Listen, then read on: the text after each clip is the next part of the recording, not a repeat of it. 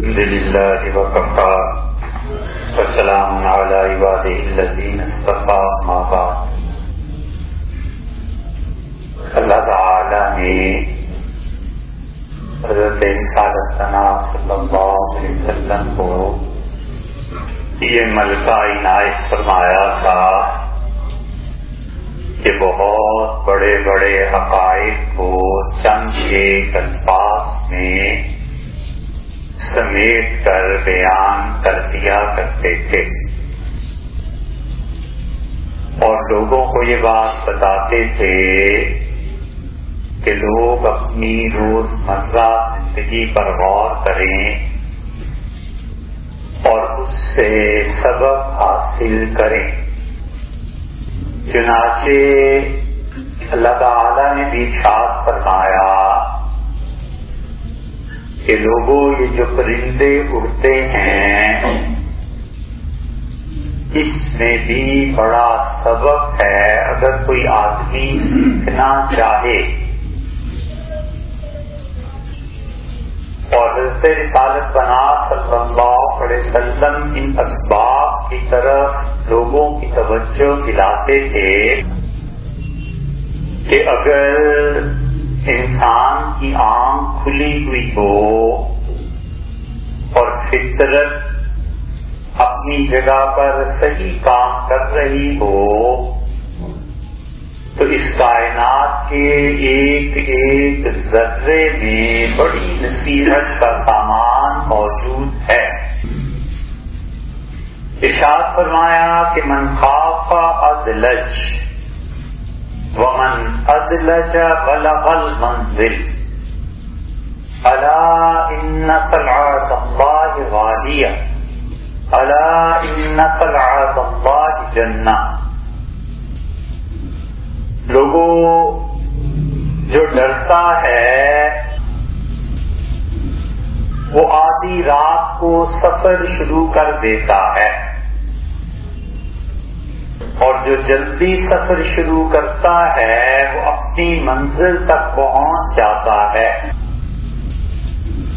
اور لوگوں اللہ کا سودا بہت مہنگا ہے اور اللہ کے ہاں جو چیز بک رہی ہے سودا ہے وہ جنت ہے. عربی زبان میں ادلاج کہتے ہیں جلدی سفر شروع کرنے کو.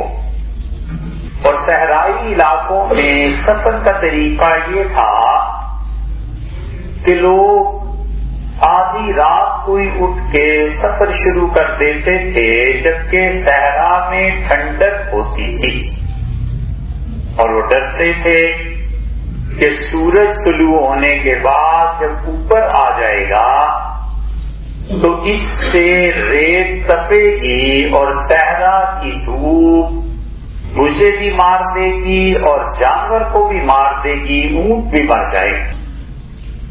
تو اس لیے وہ رات کے آخری حصے میں سفر شروع کر دیتے تھے تاکہ ٹھنڈے وقت میں اپنی جگہ تک پہنچ جائیں. اور جب دھوپ تیز ہوتی تھی تو اپنی سواریوں کو روک کے آرام کرتے تھے کہ اب آگے جانے میں خطرہ ہے. اب بھی یہی ہوتا ہے. کسی اور شہر میں منڈی لگتی ہے، کپڑا وہاں سے خریدنا ہے، کوئی اور چیز خریدنی ہے، حتیٰ کہ گوشت اور جانور خریدتے ہیں، منڈی لگتی ہے تو لوگ صبح سویرے اپنے گھر سے نکلتے ہیں یا ایک رات پہلے جا کر وہاں پر قیام کر لیتے. اس لیے ارشاد فرمایا کہ جس کو خوف ہوتا ہے کہ کہیں سودا بک نہ جائے وہ جلدی سفر شروع کرتا ہے. اور من ادلج اور جو سے جلدی سفر شروع کرتا ہے بلغ الجنہ وہ جنت پہنچ جاتا وہ اپنی منزل پر پہنچ جاتا ہے.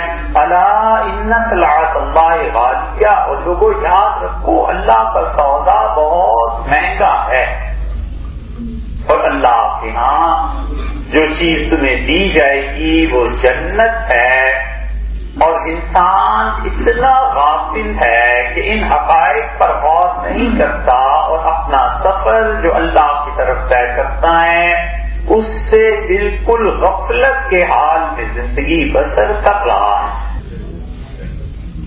بچے ایک مرتبہ لائبریری میں آئے اور ایسی ہی کتابیں دیکھ رہے تھے اور بیٹھ کے آپس میں باتیں کرنے لگے، تو بات کانوں میں پڑ رہی تھی تو بچے نے لطیفہ سنایا اور اس نے کہا کہ جج نے یہ کہا کہ ملزم کو کہ تمہیں پھانسی ہوگی اور فلاں تاریخ کو اسے پھانسی دے دی جائے، اور جج گھبرا رہا تھا موت کا فیصلہ کرتے ہوئے، تو بچہ دوسرے بچوں کو سنا رہا تھا کہ ملزم نے کہا کہ کتنے بجے پھانسی ہوگی، اس نے کہا صبح صادق۔ پھانسی کا اصول یہ ہے کہ وہ اس کی زندگی کے آخری دن کی آخری گھڑی تک اسے مہلت دے دیتے ہیں، اور جو ہی صبح صادق ہوئی اگلا دن شروع ہوا تو اس لمحے اسے پھانسی ہو جاتی ہے۔ آخری وقت تک انصاف و قانون کہتا ہے اسے جینے دو۔ تو اس نے کہا تمہیں پھانسی صبح صادق پہ ہوگی، تو مجرم ہنسنے لگا۔ جج نے اس سے پوچھا کہ کیوں ہنس رہے ہو؟ اس نے کہا میں سو کے 10 بجے اٹھتا ہوں تو تم مجھے کیسے پھانسی دے دو؟ اب بظاہر یہ ایک لطیفہ تھا، لیکن بڑی عبرت کا سامان ہے کہ ہم سب اپنی موت سے ایسے غافل سو رہے ہیں کہ جیسے 10 بجے موت آنی ہے، صبح صادق پہ موت آنی ہے اور ہم سب 10 بجے سو کے اٹھیں گے۔ اتنی غفلت طاری ہے ہم لوگوں پہ کہ ہماری زندگی ختم ہو رہی ہے۔ بچوں کی برتھ ڈے مناتے ہیں، وہ اعلان کرنے کا موقع ہے کہ زندگی کا 1 سال کم ہو گیا، ہر لمحہ زندگی کٹ رہی ہے، ہر لمحہ کٹ رہی ہے، لیکن اللہ کو جو سودا ہے جس کے لیے فرمایا تھا کہ خوف ہونا چاہیے کہ منزل سے پچھڑ جاؤ گے، اس کا کوئی خوف نہیں۔ اس لیے شریعت جن چیزوں پر زور دیتی ہے وہ اللہ کی بندگی ہے، وہ اللہ کی معرفت ہے، اور شریعت اس بات پر لاتی ہے کہ اللہ کی بندگی اختیار کرو، اور اللہ کی بندگی سب سے پہلے ان چیزوں سے شروع ہوتی ہے جن چیزوں کی ادائیگی اللہ نے ضروری قرار دی ہے۔ اللہ نے عبادات میں نماز کو ضروری قرار دیا ہے، اور اللہ نے بتایا ہے کہ قیامت میں جب لوگ اس کے سامنے پیش ہوں گے تو حقوق العباد میں سب سے پہلے قتل کے مقدمے پیش کیے جائیں گے۔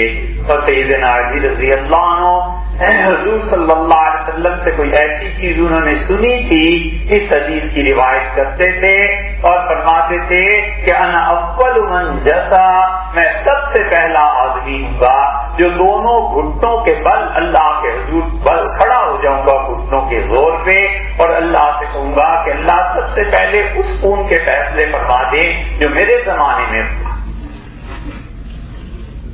ایک بار فرمایا سب سے پہلے میں اللہ سے کہوں گا کہ اللہ میرا خون کیا۔ بات ذرا سدھر جا رہی ہے، لیکن یہ خون جس تیزی سے معاشرے میں پھیل رہا ہے، اور ابھی ایک امام بارگاہ پہ حملہ ہوا، یہ خون بڑی تباہی اور بڑی بربادیوں کا موجب بن جاتا ہے۔ لوگ جانتے نہیں کہ اللہ کو انسانوں کا خون بہانا کتنا ناپسند ہے۔ نتیجہ اس کا یہ نکلتا ہے کہ اللہ کو غصہ آتا ہے اور خدا اپنے غصے میں ایسے ملکوں اور بستیوں کو اجاڑ کر رکھ دیتا ہے جہاں پر ناحق خون بہائے جاتے ہیں۔ سیدنا عثمان رضی اللہ عنہ کا خون اور بغاوت بظاہر کچھ سرفروں کی تھی، نئے نئے مسلمان ہوئے، حضرت رسالت بنا صلی اللہ علیہ وسلم کا عہد مسعود دیکھا نہیں تھا۔ خلفاء راشدین جو پہلے دونوں گزر گئے رضی اللہ عنہما، ان کا دور دیکھا تھا۔ اٹھے اور سرفروں نے سیدنا عثمان رضی اللہ عنہ پہ براہ راست تنقید شروع کی، عثمان ایسا، عثمان ایسا، عثمان ایسا، عثمان غلط، اور بغاوت ہو گئی. صحابہ کرام رضی اللہ عنہ جانتے تھے کہ خون کتنی شدید چیز ہے. انہوں نے اپنی تلواریں نیاموں میں ڈال لی اور حضرت عثمان رضی اللہ عنہ کا امیر المومنین آپ ایک مرتبہ اشارہ بھی فرما دیں تو شہر شام ہونے سے پہلے پہلے ان باغیوں سے ختم ہو جائے گا. ان باغیوں کی سزا قتل ہے. سیدنا عثمان رضی اللہ عنہ آخری لمحے تک فرماتے رہے کہ نہیں ہو سکتا. انہوں نے کہا جانتے ہو حضور صلی اللہ علیہ وسلم کے شہر میں خون بہانا, حضور صلی اللہ علیہ وسلم فرماتے تھے کہ جو میرے شہر والوں کو ڈراتا ہے اللہ اسے جہنم سے ڈرائے, جہنم کی آگ دکھائے.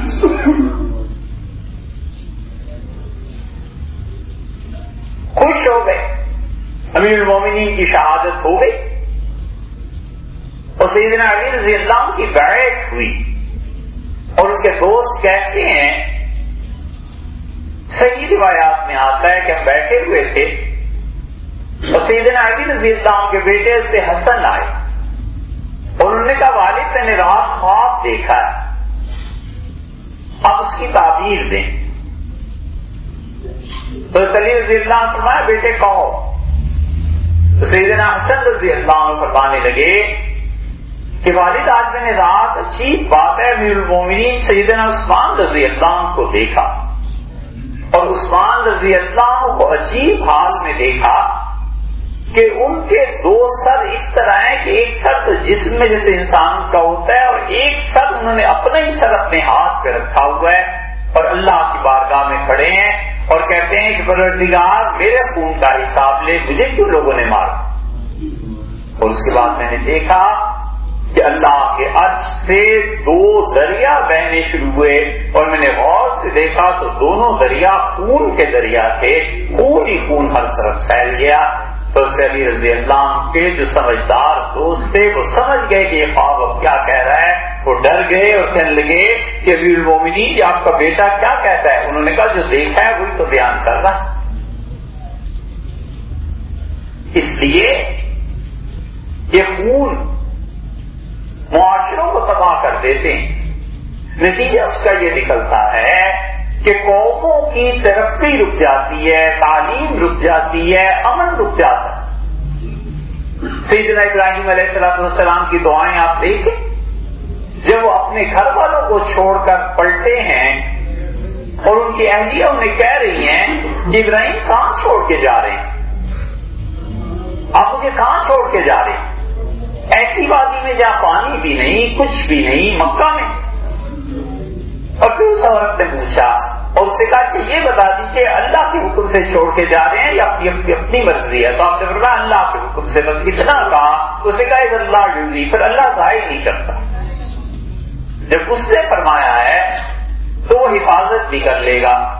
حضرت ابراہیم علیہ السلام اپنے آپ کو آدمی اس مقام پر رکھ کے اپنا اتنا چھوٹا بچہ جو صرف رو سکتا ہے اور گود اور پالنے میں ہے اور ایک عورت اپنی بیوی کو وہ چھوڑ کر چلے جا رہے ہیں اور وہ جاتے جاتے کیا دل پہ گزری ہوگی. انہوں نے سب سے پہلی بڑی دعائیں آئی ہیں سورہ ابراہیم علیہ السلام میں, آپ 14ویں پارے میں دیکھ لیں. حضرت ابراہیم علیہ السلام نے پہلی دعا مانگی اور ان کا رب اجعل ھذا البلد آمنا, اللہ ہمارے اس شہر کو امن والا بنا. جہاں امن نہیں رہتا عبادت نہیں ہو سکتی, خدا کی معرفت حاصل نہیں ہو سکتی, تعلیمی کام نہیں ہو سکتے, تجارت نہیں چل سکتی, حکومت آرام سے کام نہیں کر سکتی, رعایا کام نہیں کر سکتی. فوج جس کو سرحد پہ ہونا چاہیے تھا وہ اپنے شہروں میں اتر آتی ہے اور ایجنسیز جنہیں اپنے دشمنوں کا خیال رکھنا چاہیے تھا وہ اس کی شکار ہو جاتی ہیں کہ وہ اپنے ہی مسلمان بھائیوں کی حرکات پر نظر رکھنے لگ جائیں. یہ ایک خون کا اثر کہاں کہاں تک پہنچتا ہے ہم لوگ بالکل اس کو نہیں سوچتے اور یہی کہتے ہیں کہ مار دو, قتل کر دو, قتل کر دو. یہ قتل اللہ کے ہاں بہت گرا گزرتا ہے اور ناحق خون کافر کا بھی بہ جائے تو اللہ ناراض ہو. اور اللہ کی ناراضگی کوئی معمولی چیز نہیں, اس کی عبادت پہ فرق پڑتا ہے. لوگ کیا چاہتے ہیں کہ مساجد ویران ہو جائیں, جمعے کے اجتماعات ختم ہو جائیں, عید کے موقع پہ لوگ ڈرنے لگیں, یا یہ چاہتے ہیں کہ مائیں اپنے بچوں کو عشاء اور فجر اور مغرب میں بھیجنا مسجد میں چھوڑ دیں کہ بیٹے گھر میں ہی نماز پڑھ لو، پتہ نہیں واپس بھی آتے ہو کہ نہیں آتے. نتیجہ یہ نکلے گا کہ اللہ کا دین اس اعتبار سے اجڑنا شروع ہو جاتا ہے. وہ بھی کوئی مسلمانوں کی بستی ہے جہاں پر نماز نہ ہو، اور وہ بھی کوئی مسلمانوں کی بستی ہے جہاں ماں باپ اپنے بچے کو مسجد بھیجنے سے ڈر رہے ہوں کہ پتہ نہیں آگے جا کر کیا ہو جائے گا. حضور صلی اللہ علیہ وسلم نے فرمایا لوگوں محلے بناؤ، اپنے شہروں کو محلوں میں تقسیم کرو اور ہر محلے میں اپنی مسجد کو قائم کرو تاکہ وہاں جا کر تم خدا کی عبادت کر سکیں. اسی وجہ سے سیدنا عمر امیر المومنین رضی اللہ عنہ جیسا ذکی اور دانا آدمی کون ہوگا؟ حضور صلی اللہ علیہ وسلم نے ایسے ہی نہیں کہہ دیا تھا کہ میرے بعد اگر نبوت جاری ہوتی تو عمر کو مل جاتی. سیدنا عمر رضی اللہ عنہ میں نبوت کی خصوصیات تھی، یعنی نبوت کے اہل اس امت میں بہت سے لوگ تھے، کرسی باقی نہیں رہی، عہدہ باقی نہیں رہا. شہر میں 200 آدمی ہیں، ڈی سی لگنے کے قابل ہیں، اے سی بنائے جانے کے قابل ہیں، لیکن عہدہ ہی ایک آدمی کے لیے تو بس بات ختم ہو گئی. سیدنا عمر رضی اللہ عنہ اس درجے کے آدمی تھے کہ فرمایا نبوت اگر میرے پاس جاری رہتی سیدنا عمر رضی اللہ عنہ کو مل جاتی. امیر المومنین رضی اللہ عنہ نے خط لکھا اپنے سارے گورنر جو تھے انہیں، اور انہیں لکھا کہ ان اہم امرکم عندی الصلاۃ، میرے تحت کام کرنے والے جتنے گورنر ہیں میں تم سب کو یہ کہتا ہوں کہ دیکھو سب سے زیادہ ضروری کام نماز کا پڑھانا ہے. اپنی رعایا کو نماز پڑھاؤ، خود نماز پڑھو، اور جو شخص نماز کو ضائع کر دے گا باقی دین کو ضائع کرنا اس کے لیے زیادہ آسان ہو جائے گا، باقی دین بھی برباد کرنا. ان عیش، اور اگر میں جیتا رہا فَسَأُبَيِّنُهَا لَكُمْ، تو میں وقتاً فوقتاً تمہیں خط لکھ کے بتاتا رہوں گا کہ کیا کیا کام میری مملکت میں ہونے چاہیے، اور اگر میری موت کا وقت آ گیا فَلَسْتُ عَلَىٰ صُحْبَتِكُمْ بِحَدِيث، تو تم لوگ اس قابل نہیں ہو کہ اب تمہاری صحبت میں زندگی گزاری. ظاہر ہے جس نے حضور صلی اللہ علیہ وسلم کی صحبت میں زندگی گزاری تھی اور سیدنا ابوبکر رضی اللہ عنہ جیسے آدمی کو دیکھا تھا، پھر اس اسٹینڈرڈ کے لوگ کہاں رہے تھے. لَسْتُ عَلَىٰ صُحْبَتِكُمْ بِحَدِيث، مجھے کوئی تمنا بھی نہیں ہے کہ تم لوگوں کے ساتھ جیوں. اور پھر اس کے بعد ایک خط لکھا اور کہا میری پوری مملکت میں قتل کا فیصلہ، قتل کسی کو کرنا ہے شرعی حدود کے تحت تو مقدمہ تو جہاں جہاں بھی چلے گا، لیکن سزا کی تجویز کے لیے میرے پاس مدینہ منورہ سارا مقدمہ بھیجا جائے تاکہ میں دیکھوں اس انسان کو قتل کیا جا سکتا ہے شریعت کے مطابق ہے یا نہیں.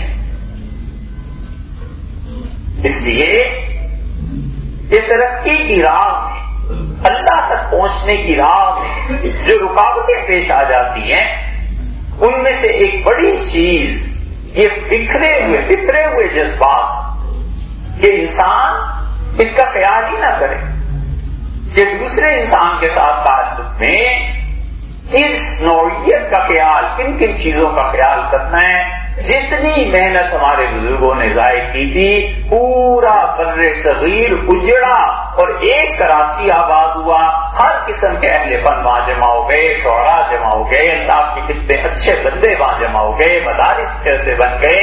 اب تک اس شہر کا کوئی مقابلہ نہیں کر سکتا، اور پورے ملک میں باقی جو امن کی صورتحال ہے ہم جا کدھر کو رہے. انہوں نے بنایا یہ علامہ اقبال نے، سر سید نے، لیاقت علی خان نے، مولانا شبیر احمد صاحب عثمانی رحمۃ اللہ نے، جس سے بھی بنایا ہے.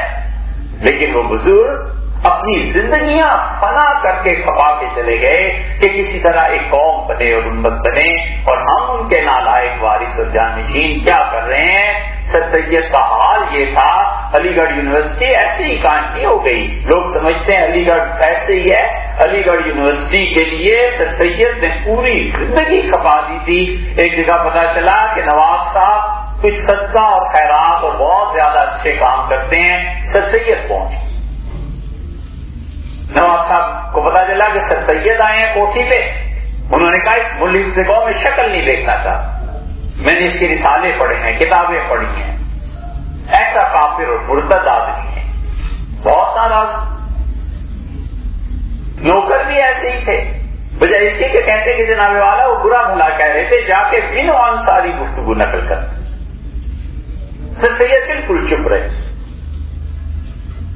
اور سر سید نے پوچھا کہ نواب صاحب باہر بھی آتے ہیں؟ تو انہوں نے کہا جی عصر کی نماز پڑھ کے باہر آتے ہیں، بکی آتی ہے، یہاں لائن لگ جاتی ہے، سب کو عورتیں بیوہ یہ وہ سب کو خیرات کرتے ہیں، اور چلے جاتے ہیں باغ میں اور ٹہلتے ہیں، اور پھر مغرب کی نماز مسجد میں پڑھ کے واپس آتے ہیں. اب جو نواب صاحب نکلے عصر کے بعد تو حسب معمول انہوں نے پیسے دینے شروع کیے، کسی کو کچھ کسی کو کوئی چیز. اور عورتوں میں جو دیکھا تو اتنی لمبی گاڑی والا ایک آدمی بیٹھا ہوا ہے، غور کیا تو سر سید بیٹھے ہوئے تھے. نواب صاحب پریشان ہو گئے اور انہوں نے دیکھا کہ سر سید ٹوپی اتار کے ایسے پھیلائے ہوئے ہیں. تو اس سے کہا سید تم کیا کر رہے ہو؟ انہوں نے کہا حضور والا چندہ نہ صحیح بھیک صحیح یونیورسٹی تو بنانی. تڑپ گئے نواب صاحب، بڑی شرمندگی سے نیچے اترے، سر سید کو گلے لگایا، اندر لے گئے اور پھر مغرب تک باتیں، اور بہت بھاری رقم انہوں نے دی، بڑی امداد کی. سر سید نے کہا مجھے آپ جو مرضی کہیں، کافر کہیں، کچھ بھی کہیں، ملحد کہیں، زندگی کہیں، مگر یہ یونیورسٹی بنے گی، اس میں ہمارے مسلمانوں کا مستقبل ہے اور ہمیں اپنی قوم کے لیے محنت کرنی ہے. یہ وہ لوگ تھے، ہم میں سے آپ میں سے کوئی ہمت رکھتا ہے کہ اپنی ٹوپی اتار کر پھیلا دے؟ حضرت ابو الحسن علی ندوی رحمۃ اللہ علیہ نے خود ہم سے ارشاد فرمایا تھا، فرمایا ہم سے کہ وہ صاحب ندوہ کی یہ حالت تھی کہ جمعرات کے دن جب فیکٹریوں میں مسلمان یہ ہندو سب چھٹی ہوتی تھی، جمعے کے دن لوگوں نے نماز پڑھنی ہوتی تھی، تو ہم جمعرات کو یا جمعے کو جاتے تھے، سارے بچے فیکٹری کے پاس کھڑے ہو جاتے تھے ٹوپیاں اتار کے اور لوگ ایک ایک پائی ڈالتے تھے. اس طرح یہ ندوہ بنا. یہ وہ وراثت ہے جو ہمارے ہاتھ آئی اور ہم اس طرح تباہ کرنے پہ تلے ہوئے ہیں. حقیقت یہ ہے کہ ہم موت سے غافل ہیں. ہم کہتے ہیں 10 بجے تک سوتے رہنا ہے، کس کو موت آنی ہے؟ اور حقیقت یہ ہے کہ اللہ کے سامنے پیش ہونے سے غافل ہیں. ذرا احساس نہیں ہے کہ ہمیں سب اٹھا کر قبر میں چھوڑائیں گے، تنہا لیتے ہوئے ہوں گے، اور اللہ کے فرشتے سب سے پہلی چیز جو موت چھین لیتی ہے وہ اختیار ہے. اور اختیار جب چھن جائے گا پھر کیا رہ جائے گا باقی، اور کیا اللہ کو جواب دیں گے؟ اللہ تعالیٰ سمجھنے کی توفیق.